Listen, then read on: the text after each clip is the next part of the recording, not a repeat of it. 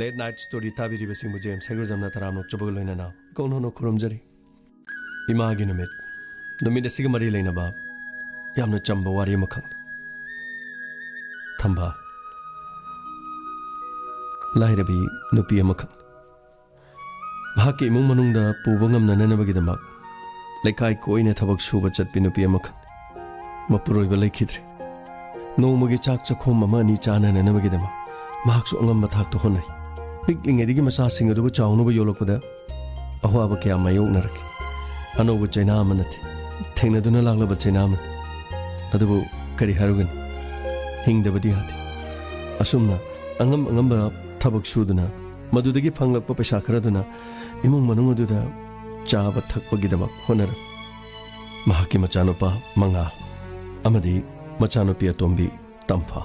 मखोय हुम तरक लेजबा अदुगुम्बा इमुंग अमनि अयो अंगनमदगी इमुंग मनुंगी थबकसिंग अदु मचानुपी तंफान होनरम अमदी अयो अंगनमदगी चतुना मीगी थबककी कुमनोम सुबा चलम मदुदगी फंगलकपा पैसा खरदुना अमुक कैथेल कादुना चाना थंगननबगिदम होनगदोर मचानुपा अहल मंगा महाक्सु मेट्रिक पास चौखिबा कुइखिद्रे महाके वखल खंजबदिले मही मसिंग तंबलोरबदी सोयदनमकी इमुंग असिगी करिगुम्बा खरदि तौगनि हायदन अदुबु महाक्सु पंगल चावबा ngairappa amadi metric amadi 12 ta dilusin khige haiba wakhan aduda adumag leki thamba lekai da thabak suba chatpadu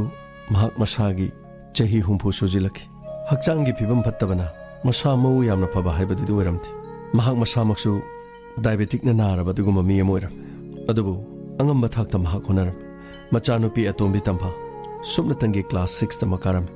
tampa na chahi ama pharak pamatamna apokpa chawba ताइबंग थादोक्तुना चटकी असुमना थंबालगी इमुंग असि हिंगदबदी यादना लानफम असिदा मायोगनाकी महाकी युम परेंग अदुदा लैबी नुंगाई याइफना पानबी सनागी इमुंगदा अयुक्की कुमनोम चलमी सनागी मपुरोइबा मालेम थबक चावना तौबदुगुम मियोयमनि असुमना इमुंग असिसु मी का हेना लेतबना इमुंग असिगी कुमनोम सिंग असि थंबालना मतम चाना लागतुना यामना कनो होनरम अदुबु मतमना असुम हौरक्किबना मचानुपीना क्लास 6 कारक मतम मचानुपा मंगालना मेट्रिक पास तौब मतम हारिबा मतम मसिददी थंबालगी मसासे खरे हेना सुक्सेलकलम तौदबा यादबगी इमुंग अदुदा थबक सुरिबा हाइबदुन महांगना सुरिबा नोमलिबा थबक सिंग असि इमुंग असिगी नुपी सनानादी का हेना पेंजरमति मपुरबन ऑफिसदगी हलकपा मतमना महांगना हैरम तारिब्रो कमाई तोक्से हाइनो कैदोरगे कमाई तोक्सेबो canoe अइनि ngara haibdo yengba ngamdremi ngasisu glass tu kaikre handa kisiga homlak sure adu raga hairo geno pot khodi maki expiry haibase leiben mabu nungsi na khona sung kallerga pochai su mang lerga di kamai dong aigi wadi kar su kaidi nangna pamado odom to thamge su thamu thabak tu hange su tol aigi wadi ka su leiti अदुगा सना आइदि मसिंग मतंग सिद का हेने यहोंगनो office की थबक number roll मा इ मथा Sabne yum the मु हलक मतम द सिगुम ब पाउ सिनने ai लेफम सफम खंगथि नंगना फाइना खनबदो आइदि अदम ये कसु काबले अदुगने अतोपा इमुंग सिके थबक सुबा हेगदबा मी अमा थिरो हारबसु ai अदम थिरकी अनि थमजेसु ai कसु काबले करिमता दि वातेदना अदुगने आइदि मसिदा कोक साबदो पामथि अइन हाइसिन वारोगनुको आइगी थबकसिन खर थुरो आइम तो लोसिन बतोकी होय अदुगी दि फरे अदु मखुतो सु यामना नि अदुगा मसादुसु काहेना फतरे मसासु फजना डॉक्टर गा तानारगा यंगथोगा सुगर कंट्रोल तौदुनो लेरबदी उनसिसु खर सांगदबा सना कदाइदगी डॉक्टर यंगदोइनोनी इमुंग असी उरी नत्रो मचानुपा सुपी मचानुपी सुपी हॉस्पिटल दे चतुना लायेंग लगा हिदा गुली चाबगी ngambagi mong du natin khara khara sida lakpasina phangaga natro adugi bidi mana sida suri basiga ekhoina piri siga yam khenaraban sida pikhiba pasaduna muk chengja walaga chai haidana aidi karigo matamda cheng pibane insang na pibane amuk leiru rosu ama mane ne yengamdadana pirabane hoine aisu khangini sana karisu kaiba leiti अखोई गिदे दुम चाबा थकपो वातेदना ꯑꯗꯨꯕꯨ ꯅꯪꯅ ꯑꯃꯨꯛ ꯑꯩꯉꯣꯟꯗ ꯑꯣꯟꯁꯜꯂꯒ ꯋꯥꯀꯠꯂꯛꯄꯁꯦ ꯃꯁꯤ ꯑꯩꯅ ꯑꯃꯨꯛ ꯇꯥꯕ ꯅꯨꯡꯉꯥꯏꯇꯦ ꯅꯪꯅ ꯑꯗꯨꯝ ꯃꯇꯦꯡ ꯄꯥꯡꯒꯦꯔꯥ ꯃꯍꯨꯠ ꯑꯃ ꯊꯤꯒꯦꯔꯥ ꯅꯪꯅ ꯐꯩ ꯍꯥꯏꯕꯗꯣ ꯑꯗꯨꯝ ꯇꯧꯔꯣ ꯑꯩ ꯆꯠꯂꯨꯈꯤꯒꯦ ꯊꯦꯡꯉꯦ ꯑꯗꯨꯒ ꯃꯤ ꯑꯃ ꯊꯤꯔꯣ ꯍꯥꯏꯔꯒꯗꯤ ꯑꯗꯨꯝ ꯑꯩꯉꯣꯟꯗ ꯍꯥꯏꯔꯣ ꯍꯣꯔꯦꯟ ꯑꯁꯨꯝꯅ ꯃꯥꯂꯦꯝ ꯆꯠꯈꯤꯔꯦ ꯇꯁꯦꯡꯅꯃꯛ ꯊꯝꯕꯥꯜ ꯃꯤꯒꯤ ꯏꯃꯨꯡꯗ ꯊꯕꯛ ꯁꯨꯕ ꯍꯥꯏꯕꯗꯨ ꯃꯁꯥ ꯑꯗꯨ ꯀꯥ ꯍꯦꯟꯅ ꯀꯟꯗꯕꯅ ꯌꯥꯝꯅ ꯀꯟꯅ ꯁꯨꯕ ꯉꯝꯂꯝꯗꯦ ꯑꯌꯥꯝꯕꯅ ꯃꯍꯥꯛꯅ ꯌꯨꯝ ꯑꯁꯤꯗ ꯂꯥꯛꯂꯤꯕꯁꯤ ꯑꯌꯨꯛ ꯑꯉꯟꯕꯗꯒꯤ ꯂꯥꯛꯇꯨꯅ ꯆꯦꯡ ꯈꯞꯄ ꯀꯔꯤꯒꯨꯝꯕ ꯃꯇꯝꯗ ꯏꯃꯨꯡꯒꯤ ꯆꯥꯛ ꯏꯟꯁꯥꯡ ꯊꯣꯡꯕꯗ ꯃꯁꯥ ꯈꯔ ꯀꯜꯂꯤꯉꯩꯗꯗꯤ ꯃꯇꯦꯡ ꯄꯥꯡꯂꯝꯕ ꯏꯃꯨꯡ ꯑꯗꯨ ꯁꯤꯟꯕ ꯊꯨꯡꯅ ꯋꯥꯏ ꯁꯤꯠ ꯁꯦꯡꯕ ꯀꯣꯜ ꯂꯤꯛ ꯐꯦꯡꯕ ꯀꯔꯤꯒꯨꯝꯕ ꯃꯇꯝꯗ ꯏꯃꯨꯡ ꯃꯅꯨꯡꯒꯤ ꯐꯤꯖꯨ ꯐꯤꯖꯥꯝ ꯐꯥꯎꯕ ꯇꯧꯔꯝꯃꯤ ꯑꯗꯨꯕꯨ ꯃꯁꯥ ꯁꯣꯟꯖꯤꯜꯂꯛꯄꯅ ꯃꯍꯥꯛ ꯍꯥꯏꯔꯤꯕꯁꯤꯡ ꯑꯁꯤ ꯉꯝꯂꯛꯇꯦ ꯃꯈꯨꯠ ꯅꯤꯛꯁꯤꯜꯂꯛꯈꯤ ꯈꯣꯡ ꯊꯥꯡꯗꯨꯅ ꯆꯠꯄ ꯑꯗꯨ ꯈꯔ ꯁꯦꯛꯅ ꯆꯠꯄ ꯍꯧꯔꯛꯈꯤ ꯃꯁꯤꯗꯒꯤ ꯍꯦꯟꯗꯣꯛꯇꯨꯅ ꯏꯃꯨꯡ ꯃꯅꯨꯡꯒꯤ ꯆꯥꯅꯅꯕꯒꯤꯗꯃꯛ ꯄꯤꯔꯛꯄ ꯁꯦꯜ ꯈꯔꯗꯨꯅ ꯆꯦꯡ ꯀꯤꯂꯣ 2 ꯋꯥꯜꯂꯒ ꯆꯦꯡꯁꯤꯗꯪ ꯐꯨꯠꯂꯒ ꯑꯣꯏꯔꯕꯁꯨ ꯆꯥꯔꯨꯔꯕꯗꯤ ꯈꯟꯗꯨꯅ ꯀꯩꯊꯦꯜꯗ ꯌꯣꯟꯕ ꯁꯤꯡ ꯃꯄꯨꯜ ꯑꯃ ꯄꯨꯗꯨꯅ ꯄꯔꯞ ꯌꯨꯝ ꯇꯥꯅ ꯁꯦꯀꯧ ꯂꯥꯛꯈꯤ ꯃꯈꯣꯏꯒꯤ ꯊꯣꯡꯒꯥꯜ ꯃꯄꯥ ꯑꯗꯨꯗ ꯁꯈꯤꯅ ꯂꯦꯞꯇꯨꯅ ꯂꯩꯔꯝꯈꯤ ꯏꯆꯦ ꯀꯔꯤꯅꯣ ꯃꯌꯣꯝꯗꯨꯕꯣ ꯆꯦꯡꯅꯤ ꯃꯇꯝ ꯊꯦꯡꯈ꯭ꯔꯦꯅ ꯑꯉꯥꯡꯒꯤ ꯁ꯭ꯀꯨꯜ ꯆꯠꯀꯗꯧꯕ ꯑꯗꯨ ꯆꯦꯡ ꯈꯔ ꯂꯧꯔꯛꯄꯅꯤ ꯑꯣ ꯏꯆꯦ ꯍꯣꯏꯗꯤ ꯆꯦꯡꯒꯥꯁꯤ ꯋꯥꯟꯗꯅ ꯋꯥꯠꯇ ꯄꯥꯗꯅ ꯑꯗꯨꯝ ꯆꯥꯕꯤꯔꯤꯕꯣꯏꯔꯦ ꯁꯈꯤ ꯅꯪꯒꯤꯗꯣ ꯑꯩ ꯌꯥꯝ ꯊꯨꯅ ꯁꯤꯡꯇꯣꯛꯅꯕ ꯇꯧꯔꯒꯦ ꯃꯔꯨꯞ ꯑꯃꯈꯛ ꯂꯩꯕꯗꯣ ꯃꯗꯨ ꯂꯣꯏꯔꯗꯤ ꯁꯣꯏꯗꯅ ꯄꯤꯔꯒꯦꯅ ꯇꯧꯕꯅꯤ ꯌꯥꯔꯦ ꯏꯆꯦ ꯈꯪꯉꯦ ꯍꯥꯏꯔꯨꯔꯒ ꯃꯔꯨꯞꯇꯨ ꯂꯩꯔꯤ ꯃꯈꯩ ꯏꯆꯦꯈꯣꯏꯗꯤ ꯁꯨꯡꯂꯩ ꯂꯣꯏꯔꯣꯏꯗꯣꯔꯤꯅꯦ ꯅꯈꯨꯠꯇꯨꯗ ꯆꯦꯡ ꯄꯥꯏꯔꯦ ꯁꯤꯡ ꯃꯄꯨꯜ ꯑꯃ ꯄꯥꯏꯔꯦ ꯅꯈꯣꯏꯗꯤ ꯆꯥꯔꯨꯔꯅꯤꯌꯦ ꯅꯈꯣꯏꯗꯤ ꯊꯜꯂꯅꯦꯕ ꯑꯩꯈꯣꯏꯅꯅꯦ ꯈꯖꯤꯛꯇꯪ ꯄꯤꯈꯤꯕ ꯄꯩꯁꯥꯗꯣ ꯑꯩꯈꯣꯏꯁꯨ ꯃꯗꯨꯗꯒꯤ ꯐꯪꯉꯛꯄ ꯄꯩꯁꯥꯗꯨꯅ ꯄꯨꯛꯁꯤ ꯊꯟꯅꯅꯕ ꯏꯆꯥ ꯏꯁꯨ ꯕꯣꯔꯗꯤꯡꯗ ꯊꯝꯃꯤꯕ ꯃꯁꯤ ꯃꯌꯥꯝꯁꯦ ꯍꯣꯠꯅꯅꯕꯅꯤ ꯑꯗꯨꯒ ꯃꯤꯅ ꯃꯇꯦꯡ ꯄꯥꯡꯈꯤꯕꯁꯨ ꯈꯔ ꯈꯪꯉꯣ ꯃꯥꯏꯁꯦꯈꯔꯗꯤ ꯏꯀꯥꯏꯅꯕ ꯐꯕꯅꯤ ꯁꯈꯤ ꯅꯥꯇꯩ ꯃꯆꯥꯗꯗꯅ ꯇꯧꯕꯅꯤ ꯑꯩꯁꯨꯅꯦ ꯏꯁꯥꯁꯦ ꯗꯥꯏꯕꯦꯇꯤꯁ ꯅꯥꯕ ꯅꯪꯒꯤ ꯄꯩꯁꯥꯗꯨ ꯈꯤꯇꯪ ꯂꯧꯔꯒ ꯑꯩ ꯆꯦꯛ ꯑꯃꯨꯛꯇꯪ ꯇꯧꯒꯦ ꯍꯥꯏꯗꯅ ꯗꯣꯛꯇꯔꯗ ꯌꯦꯡꯊꯣꯛꯎꯕꯅꯤ ꯑꯩ ꯑꯗꯨꯝ ꯇꯣꯛꯈ꯭ꯔꯦ ꯑꯐꯪꯕ ꯈꯔ ꯆꯥꯔꯒꯅꯦ ꯑꯗꯨꯝ ꯇꯣꯛꯑꯕꯅꯤ ꯑꯁꯦꯡꯕꯅꯤ ꯑꯁꯤꯒꯤ ꯃꯔꯨꯞꯁꯤ ꯀꯛꯄ ꯂꯣꯏꯔꯒ ꯁꯣꯏꯗꯅ ꯅꯪꯒꯤ ꯄꯩꯁꯥꯗꯨ ꯄꯤꯊꯣꯛꯑꯒꯦꯕ ꯌꯥꯔꯣꯏ ꯏꯆꯦ ꯆꯦꯡꯗꯨ ꯊꯝꯃꯝꯃꯣ ꯑꯗꯨꯒꯅꯦ ꯁꯤꯡ ꯃꯄꯨꯟꯗꯨꯁꯨ ꯊꯝꯃꯝꯃꯣ ꯑꯩꯈꯣꯏꯁꯨꯅꯦ ꯆꯥꯛ ꯏꯁꯤꯡ ꯆꯥꯏꯌꯦ ꯀꯗꯥꯏ ꯄꯤꯔꯛꯑꯣ ꯁꯈꯤ ꯉꯥꯏꯈꯣ ꯅꯆꯥꯅꯨꯄꯤꯗꯨ ꯁ꯭ꯀꯨꯜ ꯆꯠꯀꯅꯤ ꯏꯃꯥ ꯆꯥꯛ ꯂꯥꯝꯃꯦꯅ ꯍꯥꯏꯍꯧꯕꯅꯦꯕ ꯆꯦꯡꯁꯤꯗꯗꯤ ꯄꯨꯈ꯭ꯔꯒꯦꯕ ꯌꯥꯔꯦ ꯃꯤꯒꯤ ꯄꯩꯁꯥꯗꯨ ꯁꯦꯟꯗꯣꯏ ꯍꯨꯟꯅꯤ ꯈꯪꯗ꯭ꯔꯗꯤ ꯀꯔꯤꯒꯤ ꯆꯦꯡꯅꯣ ꯑꯩꯗꯤꯅꯦ ꯅꯨꯡꯇꯤꯒꯤꯁꯤꯗ ꯊꯠꯀꯗꯧꯔꯤꯕꯅꯤ ꯄꯩꯁꯥꯗꯨ ꯁꯤꯡꯒꯦꯔꯥ ꯑꯗꯨꯒ ꯁꯦꯟꯗꯣꯏ ꯍꯨꯜꯂꯛꯀꯦꯔꯥ ꯃꯗꯨꯃ ꯈꯟꯅꯔꯒꯅꯦ ꯌꯥꯝ ꯊꯨꯅ ꯄꯩꯁꯥꯗꯨ ꯁꯤꯡꯗꯣꯛꯅꯕ ꯇꯧ ꯁꯈꯤ ꯅꯪꯁꯨ ꯑꯣꯟꯊꯣꯛꯅ ꯐꯠꯇꯦꯗꯀꯣ ꯍꯣꯏ ꯑꯩꯅ ꯂꯥꯟꯕꯅꯤ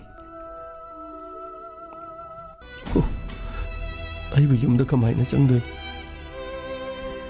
ꯏꯆꯥꯅꯨꯄꯤꯁꯨ ꯆꯥꯛ ꯂꯥꯝꯃꯤ ꯍꯥꯏꯍꯧꯏ ꯏꯆꯥꯅꯨꯄꯥꯁꯨ ꯀꯣꯂꯦꯖ ꯑꯍꯥꯟꯕ ꯀꯥꯖꯔꯛꯄꯒꯤ ꯆꯥꯛ ꯂꯥꯝꯃꯤ ꯍꯥꯏꯍꯧꯏ ꯑꯩ ꯀꯝꯗꯧꯒꯅꯤ ꯑꯩꯕꯨ ꯁꯅꯥꯈꯣꯏꯗ ꯆꯠꯂꯒ ꯆꯦꯡ ꯃꯦꯔꯨ ꯑꯃꯇ ꯍꯪꯉꯨꯁꯤꯔꯥ ꯀꯅꯥꯗ ꯍꯪꯉꯨꯅꯤ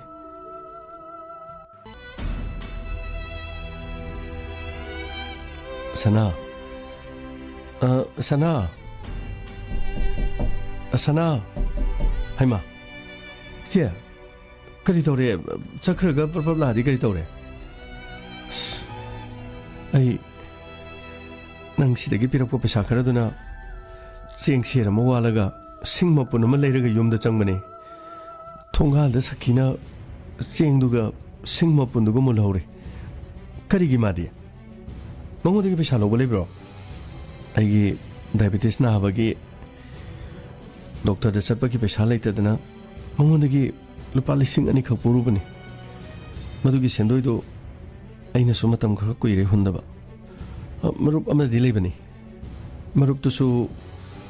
ꯃꯔꯨꯞ ꯃꯣꯍꯔꯤꯅ ꯃꯔꯛꯇ ꯐꯥꯎꯔꯕꯗꯤ ꯂꯧꯕ ꯌꯥꯔꯣꯏ ꯃꯔꯨꯞ ꯍꯨꯜꯂꯛꯑꯣꯏ ꯍꯥꯏꯗꯅ ꯃꯔꯨꯞꯇꯨꯒꯤ ꯏꯔꯣꯏ ꯂꯣꯏꯕꯗꯣ ꯑꯩꯈꯣꯏꯗ ꯄꯤꯅꯤ ꯍꯥꯏ ꯃꯔꯛꯇ ꯐꯥꯎꯈꯤꯕꯗꯤ ꯐꯅꯌꯥꯝ ꯌꯥꯝꯃꯤ ꯑꯗꯨꯕꯨ ꯃꯔꯨꯞꯇꯣ ꯑꯩꯈꯣꯏꯗꯤ ꯊꯥꯖꯗꯦ ꯂꯣꯏꯔꯒ ꯂꯧ ꯍꯥꯏꯗꯅ मरुप मोहरीदुना याददनने लौद्रबनी मागी पैसादो मरुपति हेक लोइबगा पिरगे तौबनी चे अइसु इसेगी मतेंग से हमना पांगबनी इसेने सिदा युंग तादगी लागा सूरी थबकदुगा अइना पिरिदुगा यामना चानदबनी कमाई दौनी चे लाओ हौजिगी चेंगदु खरा कोटखरो अदुबि चे नंग सुमाई तौरदि कमाई तौनी नसासु येंथोक्ते नारिबदुसु डायबिटीज अदुगा सुगर कंट्रोल तौनबसु होनदि नसानुपिसु पि नसानुपासिसु हंतक्ति मेट्रिक पास तौजरे क्लास 12 फाउबदंग पास तौरगदि करिनो मासु इमुंगदुगी होनरदौं करी हाइदौनु खंद्रेनि चे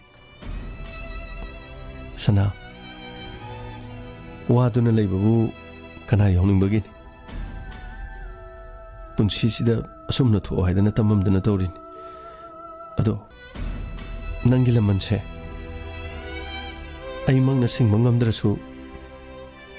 इचानुपिगा अमदि इचानुपागना मखोय अनिगी हाक्तक्ता सिंगम ngambo उसनुको इचे अदुमाइना हाइगनो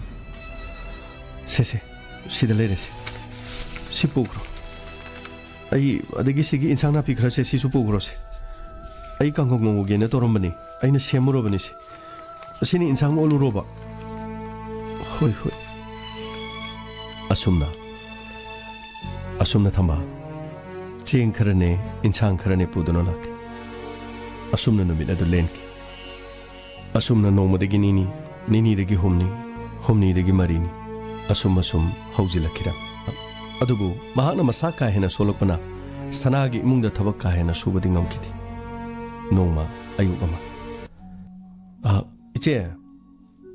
नंग लाब्रा होय होय लाए चना ऐसे साजी खरा नुंगाइत्रेने नंगिसदा लाकपसे नहांगे लाकपदगी पुंखाय मा मतम थेंग्रा माल इचे काखलो फमुसे थबक कायदु सुरुरनो अयुवा माहेगी नसाजु फत्रबनिना युमदु मतम खरा पोथारो अखोइसु करिनो इमुंग सिगी ngamnabado खरा खोइसु होनरगे अंगांग अमदुसु बोर्डिंग दा लेखरेदना सिदगिदि आइसु खरगा होनबा ngamani इचेनने इमुंग सिदा थबकसी वाना नखुत निकना सुबदो आई ननाव येंबा ngamdre युमदा मतम खरा पोथारो अदुगा नारिबदो खरा चाबा थबो चेक्सिन्ना तौरगा खितंग फानना बुंतो होनो सना अदुबुदि यामना फबा वानिदा अदो अइना सुबसे तोखरदि युमदा जीबनी लेरिदु करी चागदोरिनो अदुबुदि चुमेचे अदो मखुसु मपांगन चावरबनिना करिनो खरा तो हलो इचेना सुमाइसुम तौ लेरदि इचेगी हक्चांगदो नचानुपासिना चौरकपदा इचेबु ताइबंगसिदा लेबा ngamरोइमि इचे लाना खनगनो से अइना ने इचेगिदमक्तने फी अमगा फनेक अमगा अइना लेरगा लेबनी से फजबरम तेयंगसे कदाय ओ सिदी याम फजई माय सिदी याम तांगमगनिना याम फजई सिदी थमजलगे हेंगवाई इचानुपी लुहोंगबदा माना पुजखिनबा अइना सेल उरगा कैदौनी इचानुपी गी लुहोंगबदा हापनबो अइना अइ थमजलगे हैमा चे इचानुपी गी लुहोंगबा मतमददि फीसि चनदबसु याई हौजिकिदिने इचेगी सेटनबने अइना पिरिदो लौसलुचे से सिगी मथक्ता पैसा खितंग हापके करिनो सना इचे याम नथि अइना ngamjaba खरा पिबनेबा सिदगिदि हिदा गुलिगा दु चादना अमता येंथोकनबदु चेनो होनोबा से सना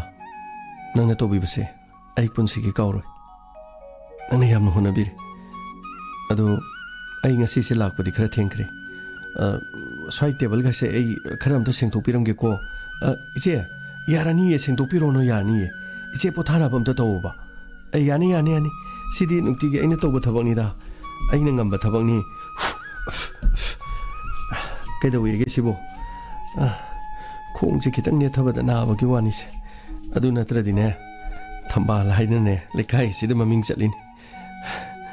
लौ लौराम इथंता लौ लिंगिबा नुपिनिदा लौ होन फोइबा नुपानागा इंगोंदगी हेनबा नते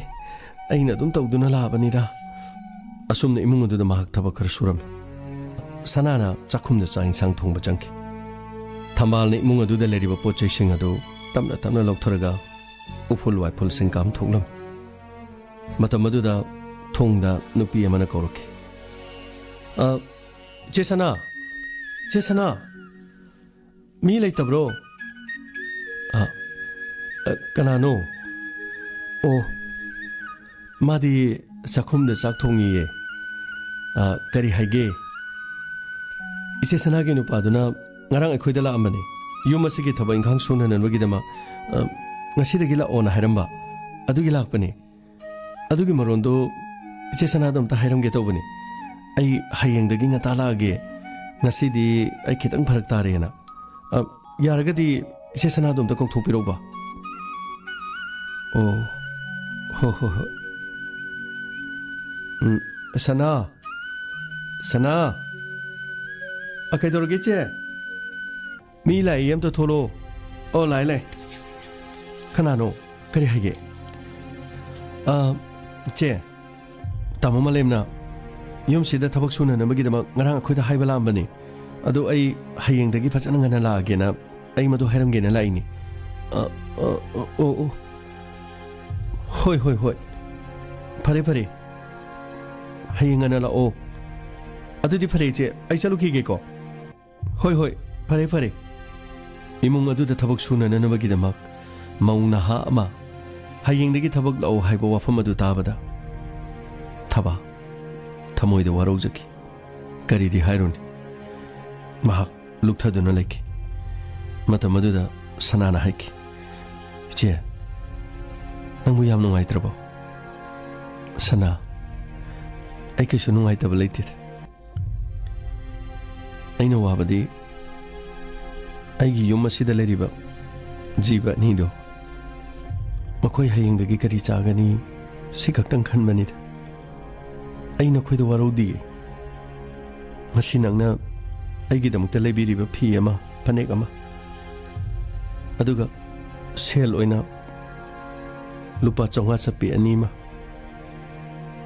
ꯃꯁꯤꯒꯤ ꯃꯔꯝꯁꯦ ꯑꯩ ꯍꯧꯖꯤꯛꯇ ꯈꯪꯂꯛꯂꯤ ꯁꯅꯥ से ऐदी खंगदबनिना इमुंगसिगी फत्ता होतिसु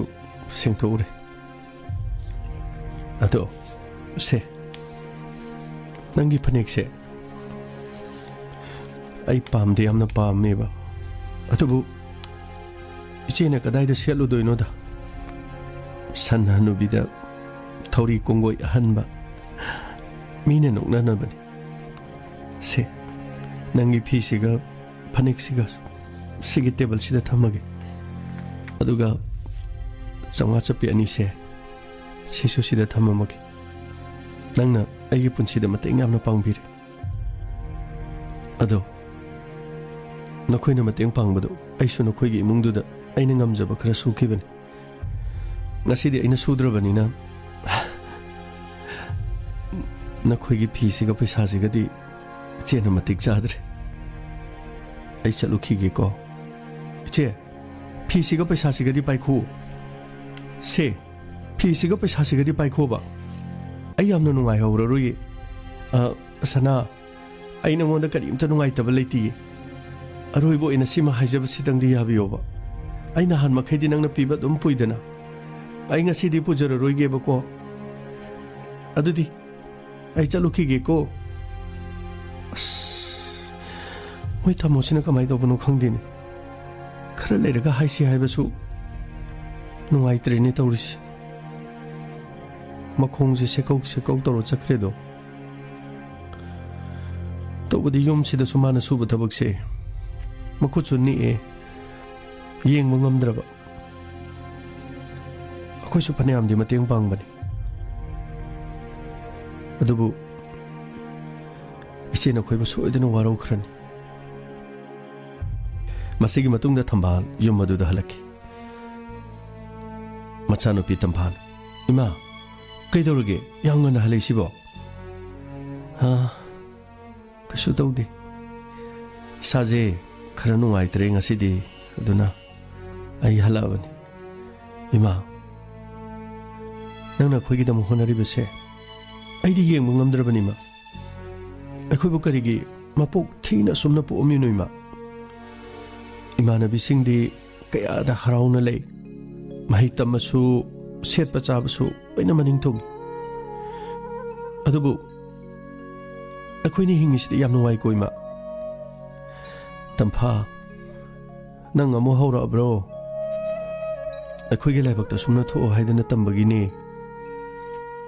nabungdi kadai chakre chaklamen hairambani aduga saibuk thokani mamana baga thokibani होय होय चाकलाममनी नकोई अनी खकी खलगने इमाने हिंगलिबसे नकोई अनी खकी खलग हिंगबने अदुबु ताइबंग मपुना मिकुप असि फाउबगी ओइरा माले आइगी होनबंग ngambagi pangal pibiramबसे नकोई अनी की खनमदा अहिंसे मिकुप अमतसु उशिंदुना तुम्बा ngamथे नपाबुंग लेरिंगेदि खरा फै नपाबुंगसु ताइबंगी पोलो मयामसे पुबो वाबदगी थन तहुंदो पिरमदुना एकोई ओहुम त थममेदना मा अखोई सुमाइना सुमवाने हिंगदबगी सरु हुलिगली मा लेरगा अखोई हुम पुलप थक्चलगा सिरसिरा नथि नथि नथि तंफा अदु हाइबे यादी अखोइदगी हेना वाबने माले मसिदा लेरिबन खरा खरा तसु अखोइदि सुरगा चारिदना चाक सखोम मफाबो चाबा ngamदबा मी कया लेरिनी माले मसे नुंगाई याइफबदि खरा खक्तनी अवाबना कोंगाइनी सुबनो मतौरगा हिंगबा मीनने यामने यामे अदुमाइना खनबे यादे थौना लेगदबन अखोइ मिंगोंदगा लालोइदबन मीगी नुंगाइतनबा तौरोइदबन हुमांग मलतना सुरगने नुंगाइना हिंगबे याइसे नबुंग अमदि नंगना चौरकपनी इमाना ngairiसे छे इमाने मसिदी इसासे यामना नुंगाइते फमुंग असिदा मुक हिपथरगा तुंगे ngasiगी मंगदुसुने नुंगाइतबना इमा मकू मंगोरंगनी से नखोंदो थांगटपिगेसे ए तबना तवो खोंग असिसुने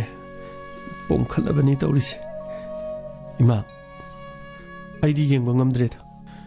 करिगी मी ओइना पोपिरमिनो खंगथि सुमाइना पोमदौ सरुपुदिने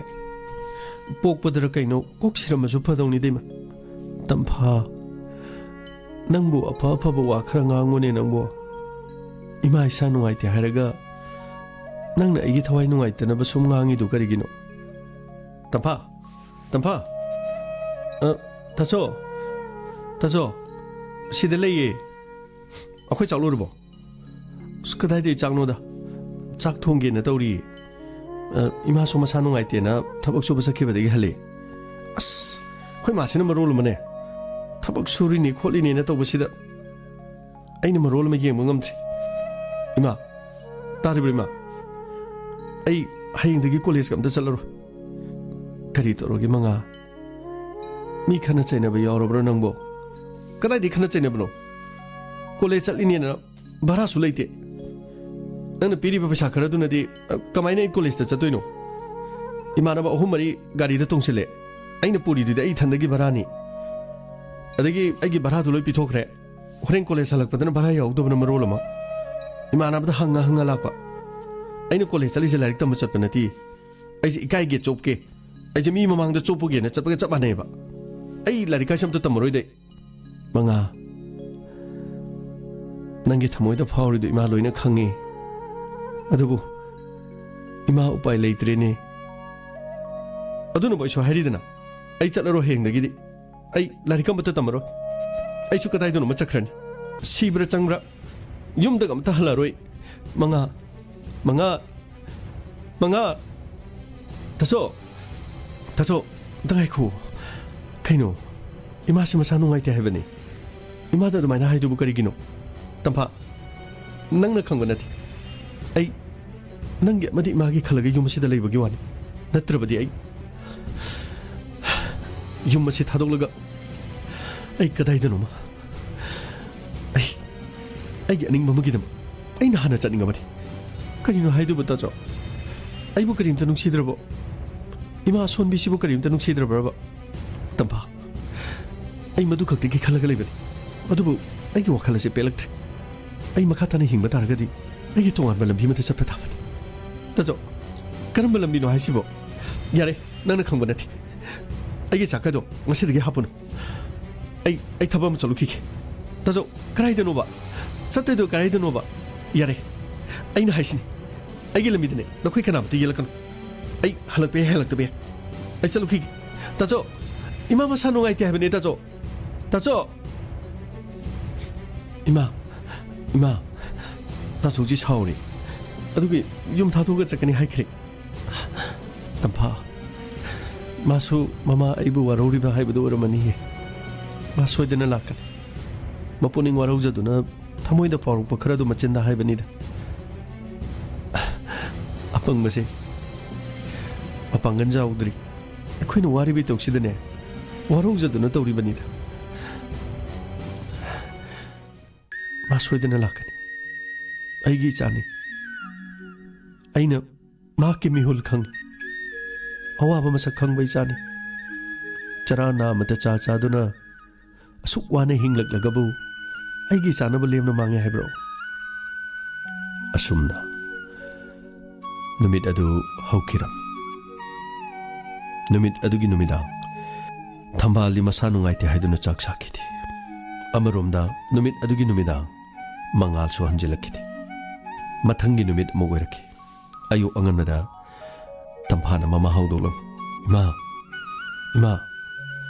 इसिंग साबा पिरौरा ngarangsु chak chadre kamai toksige paisa su mana mata leite aina ne kanada hairugani ma tampa kanam ta hairuno ima kaisu tawroye ai horenga halerga hugutke nabungde dum halaktaba natra hoima adum halaktre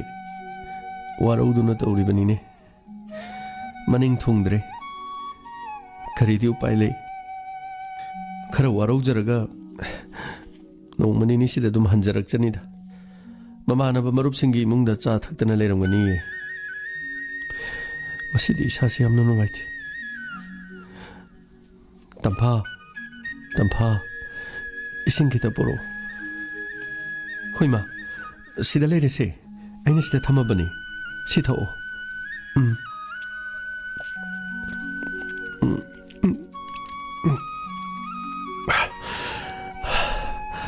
खराउसे खरा कंगे तंफा इमाना फतनुंग दा थोलबदी इसागी दम खनबदी यामना Y कइनो इमाना ngangi दु कइनो कइसु हाइदेदा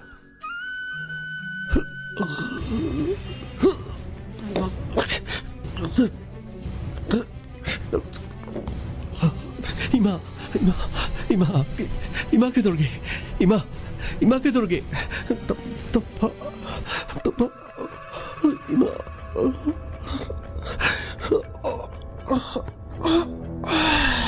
इमा कना लेबगे इमा कइनो मा तौखरे इनोमचा तप्पा कई दुर्गे नंगना लावरिदो कई दुर्गे ताजो इमा से केनो मतौ ग्रे से करिगिनो नंगना ngarang digi halaktridu करिगिनो से इमा से केनो मतौ ग्रे इमा नसा मंगला इमा नसा ले इमा से इमा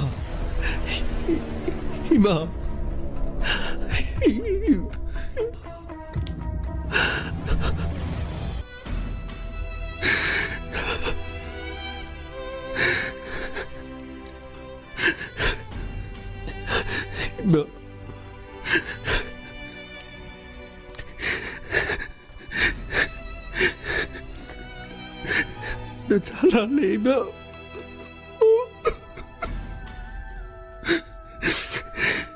이마 나 잘할래 तफा ऐदी इमादो इनजदुना ऐदी इमादा करीमता वारोबा लेखिदबनि चुमना हिंगबदा वाबदगी थमोय से पेददुना वाई खरसु थमोय से पेददुना खरा हाइखिबनि इमा से कोई थादोक्तुना चटख्रे तचो ngarang ayuksu ngarang numidangsu chak chakhidabani tachona ahinga laktabado ima se yamna wakhibani tacho hojikti ekhoibu thadokduna chatkri ko tacho ima se mona hala roi ko ba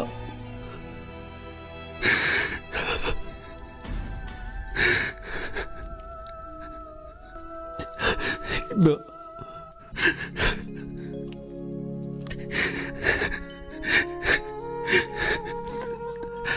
nagi ta chok yamna lale masi punamak se ina thon bane masi punamak se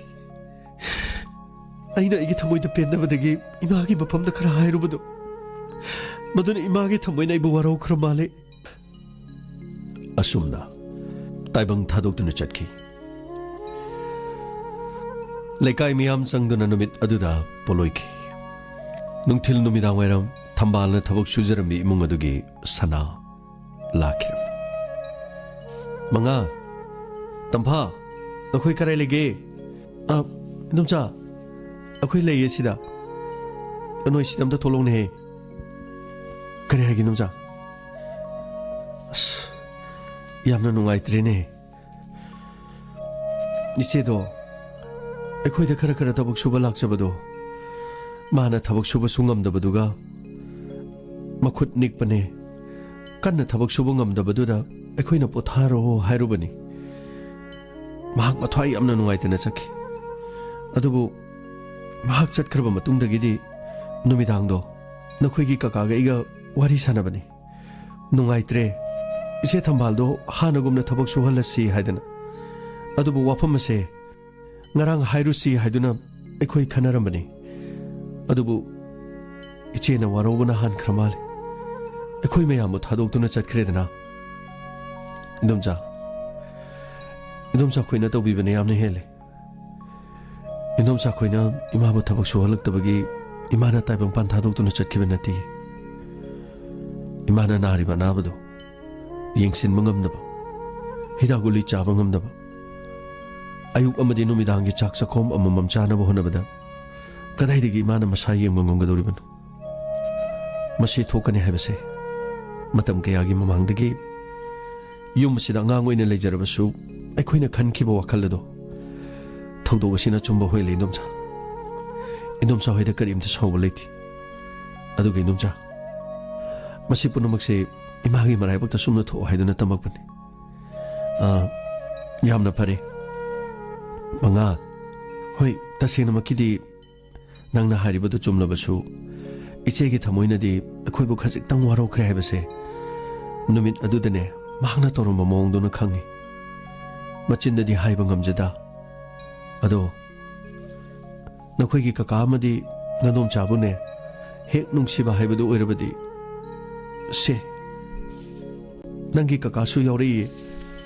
अखोइना ngamjaba खरा इचेगी मफमदा लानखिबदो इचेगी थमोइ नुंगा हनखिदबदो मदुना मोजरबसु नखोइगिदमक मतेंग खजिक्तंग तौजगे हाइदुना लालिबनि ओइ कका लेक्सिमबिरो मंगा अखोइसु यामनो नुंगाइतबनि अखोइ इमुंगी कुमनोम सुदुना दुम लाकपनि अदो अमोरे हौजिक्ति इतेमगी पुंसिदि hello हाइबदि याररोय अदुबु नखोइ अनिने हेक नसागी फिरेप अमा लेपो ngamdri phawबगी नंगी इदोमचागा ककागना नंगबु यंगसिनगनी इदोमचागा ककागा लेरिको ꯅꯈꯣꯏꯒꯤꯗꯃꯛ ꯑꯩꯈꯣꯏꯅ ꯑꯗꯨꯝ ꯂꯩꯒꯅꯤ ꯁꯦ ꯏꯃꯥꯒꯤ ꯀꯔꯤꯅꯣ ꯃꯊꯧ ꯃꯉꯝ ꯄꯥꯡꯊꯣꯛꯄꯗꯅꯦ ꯁꯦꯟꯐꯝꯁꯤꯡ ꯑꯁꯤ ꯁꯤꯖꯤꯟꯅꯧ ꯅꯈꯣꯏ ꯑꯅꯤ ꯍꯧꯖꯤꯛ ꯀꯔꯤꯃꯠꯇ ꯂꯩꯇꯦ ꯍꯥꯏꯕ ꯈꯪꯏ ꯃꯁꯦ ꯅꯈꯣꯏꯅ ꯂꯠꯅꯕ ꯇꯧꯒꯅꯨ ꯀꯀꯥ ꯁꯦꯜ ꯑꯗꯨꯗꯤ ꯂꯧꯖꯔꯔꯣꯏꯒꯦ ꯅꯠꯇꯦ ꯁꯦ ꯍꯌꯦꯡꯋꯥꯏ ꯅꯈꯣꯏꯅ ꯃꯤ ꯑꯣꯏꯔꯀꯥꯟꯗꯅꯦ ꯁꯦꯜ ꯑꯁꯤ ꯁꯤꯡꯉꯛꯑꯣ ꯁꯦꯜꯁꯦ ꯁꯤꯡꯕ ꯉꯝꯅꯕ ꯃꯤ ꯑꯃ ꯑꯣꯏꯕ ꯉꯝꯅꯕ ꯍꯣꯠꯅꯧ ꯀꯔꯤꯒꯨꯝꯕ ꯁꯤꯡꯉꯛꯇ꯭ꯔꯦꯗꯅ ꯀꯔꯤꯁꯨ ꯀꯥꯏꯕ ꯂꯩꯇꯦ ꯁꯤꯡꯕ ꯉꯝꯂꯦꯗꯅ ꯑꯗꯨꯁꯨ ꯑꯁꯨꯝ ꯀꯩꯁꯨ ꯀꯥꯏꯗꯦ ꯑꯗꯨꯒ ꯀꯔꯤꯃꯠꯇ ꯏꯀꯥꯏꯔꯨꯅꯨ ꯅꯈꯣꯏ ꯑꯅꯤꯒꯤꯗꯃꯛ ꯅꯪꯒꯤ ꯀꯀꯥ ꯑꯃꯗꯤ ꯅꯪꯗꯣꯝꯆꯥ ꯂꯩꯔꯤ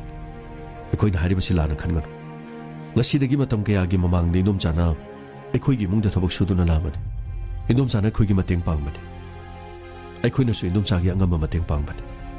ꯉꯁꯤ ꯏꯟꯗꯣꯝꯆꯥꯅ ꯇꯥꯏꯕꯪ ꯊꯥꯗꯣꯛꯇꯨꯅ ꯆꯠꯈꯤꯕ ꯃꯇꯝꯗ ꯏꯟꯗꯣꯝꯆꯥꯒꯤ ꯃꯆꯥ ꯃꯁꯨꯅ ꯑꯋꯥꯕ ꯑꯣꯏꯔꯕꯗ ꯑꯩꯈꯣꯏꯅ ꯌꯦꯡꯗꯕ ꯍꯥꯏꯕꯁꯤꯕꯨ ꯇꯥꯏꯕꯪ ꯃꯄꯨꯅ ꯑꯩꯈꯣꯏꯗ ꯌꯥꯔꯝꯒꯗ꯭ꯔꯅꯤ ꯑꯗꯨꯅ ꯅꯪꯒꯤ ꯏꯟꯗꯣꯝꯆꯥꯒ ꯅꯪ ꯀꯀꯥ ꯂꯩꯔꯤ ꯅꯈꯣꯏ ꯑꯅꯤ ꯃꯇꯤꯛ ꯆꯥꯕ ꯃꯤ ꯑꯃꯃꯝ ꯑꯣꯏꯗ꯭ꯔꯤ ꯐꯥꯎꯕ ꯑꯩꯈꯣꯏꯅ ꯁꯣꯏꯗꯅ ꯃꯇꯦꯡ ꯄꯥꯡꯒꯅꯤ ꯃꯁꯤꯅꯤ ꯉꯁꯤ ꯈꯨꯗꯣꯜꯖꯔꯤꯕ ꯂꯦꯠ ꯅꯥꯏꯠ ꯁ꯭ꯇꯣꯔꯤꯒꯤ ꯇꯥꯡꯀꯛ ꯑꯃ ꯇꯥꯏꯕꯪ ꯃꯤꯑꯣꯏꯕꯅ ꯃꯄꯣꯛ ꯃꯁꯤꯡ ꯈꯪꯗꯅ ꯄꯣꯛꯂꯕꯁꯨ ꯑꯄꯣꯛꯄꯤ ꯃꯃꯥꯒꯤ ꯈꯣꯝꯂꯥꯡ ꯂꯃꯟ ꯀꯩꯗꯧꯉꯩꯗ ꯁꯤꯡꯕ ꯉꯝꯂꯣꯏ ꯑꯩꯈꯣꯏ ꯇꯥꯏꯕꯪꯄꯥꯟ ꯑꯁꯤꯗ ꯂꯩꯔꯤꯕ ꯑꯩꯈꯣꯏ ꯃꯤꯑꯣꯏ ꯄꯨꯝꯅꯃꯛ ꯃꯃꯥꯒꯤ ꯒꯔꯚꯗꯒꯤ ꯂꯥꯛꯈꯤꯕ ꯉꯥꯛꯇꯅꯤ ꯑꯩꯈꯣꯏ ꯃꯌꯥꯝ ꯑꯁꯤꯒꯤ ꯑꯄꯣꯛꯄꯤ ꯏꯃꯥ ꯑꯃꯃꯝ ꯂꯩ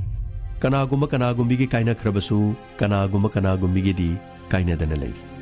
ꯃꯇꯝꯅ ꯄꯨꯔꯛꯀꯅꯤ ꯑꯑꯣꯟꯕ ꯀꯌా ꯂꯥꯛꯀꯅꯤ ꯄꯨꯟꯁꯤ ꯍꯥꯏꯕꯒꯤ ꯈꯣꯡꯆꯠ ꯑꯁꯤꯗꯤ ꯂꯥꯛꯄ ꯑꯃꯗꯤ ꯆꯠꯄ ꯍꯥꯏꯕꯁꯤꯅꯤ ꯉꯁꯤꯒꯤ ꯋꯥꯔꯤ ꯑꯁꯤ ꯇꯥꯕꯤꯔꯒ ꯑꯗꯣꯝꯒꯤ ꯊꯃꯣꯏꯗ ꯀꯔꯤ ꯐꯥꯎꯕꯤꯕꯒꯦ ꯑꯗꯣꯝꯒꯤ ꯑꯄꯣꯛꯄꯤ ꯏꯃꯥꯕꯨ ꯃꯤꯔꯥꯏꯕꯤꯒꯅꯨ ꯃꯥꯂꯦꯝ ꯑꯁꯤꯗ ꯂꯩꯔꯤꯕ ꯃꯃꯥ ꯍꯥꯏꯕ ꯀꯥꯡꯂꯨꯞ ꯈꯨꯗꯤꯡꯃꯛꯄꯨ ꯏꯀꯥꯏ ꯈꯨꯝꯅꯕꯤꯌꯨ ꯃꯁꯤꯗ ꯅꯠꯇꯅ ꯏꯃꯥ ꯍꯥꯏꯕꯁꯤꯒ ꯁꯛꯃꯥꯟꯅꯕꯤ ꯁꯛꯂꯣꯟ ꯃꯥꯟꯅꯕꯤꯁꯤꯡꯕꯨꯁꯨ ꯏꯀꯥꯏ ꯈꯨꯝꯅꯕꯤꯌꯨ ꯇꯥꯕꯤꯔꯤꯕꯁꯤꯡꯕꯨ ꯖꯦꯝꯁ ꯍꯩꯒꯨꯔꯖꯝꯅ ꯑꯃꯨꯛ ꯍꯟꯅ ꯈꯨꯔꯨꯝꯖꯩ